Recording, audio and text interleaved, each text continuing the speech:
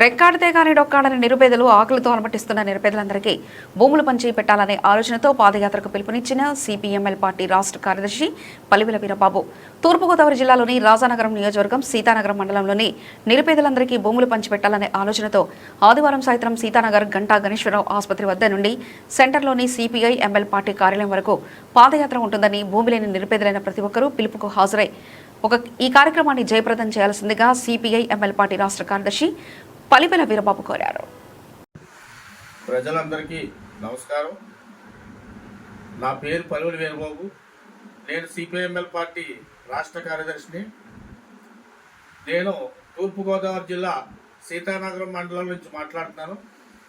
సీతానగరం మండలంలో ఉన్న సీలింగ్ భూములు, ప్రభుత్వ మిగిలి భూములు, అలాగే లంక భూములు, బెనామీ భూములు నిరుపేదలకు పంచిపెట్టాలని రేపు 7వ తారీఖు ఆదివారం నాడు గణేశ్వరరావు గారి హాస్పిటల్ నుంచి సెంటర్లో ఉన్న సిపిఎంఎల్ పార్టీ కార్యాలయం వరకు పాదయాత్ర పెట్టడం జరుగుతుంది.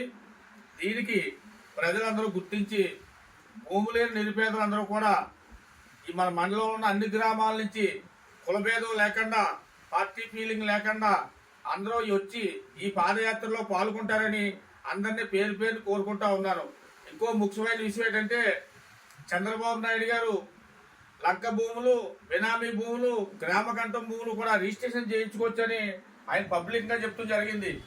మనం ఈ మీటింగ్కి రాకపోయి మన లేనంటో ఏదైతే ఉందో మనం బలంగా కాపాడకపోతే పెద్ద భూస్వాముల చేతుల్లో ఉన్న భూములు ఏదైతే ఉన్నాయో కుక్క పేరున, నక్క పేరున, పాలకాపుల పేరున పెట్టి మళ్ళీ వాళ్ళ భూములు ఆలే చేసుకుంటూ ఉంటారు. మనకి భూమి లేకుండా అయిపోతాం.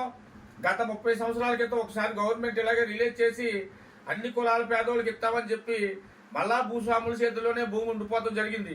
ఇటువంటి తప్పు జరగకుండా ఉండాలంటే మన సీతానగరం మండలంలో ఉన్న ప్రజలందరూ కూడా అన్ని కులాల భూమి లేని పెదలు రావాలని మిమ్మల్ని అందరినీ కూడా పేరు పేరు కోరుకుంటా ఉన్నాను. ఈ అవకాశం ఇచ్చిన మీడియా మిత్రులకి హృదయపూర్వకంగా ధన్యవాదాలు.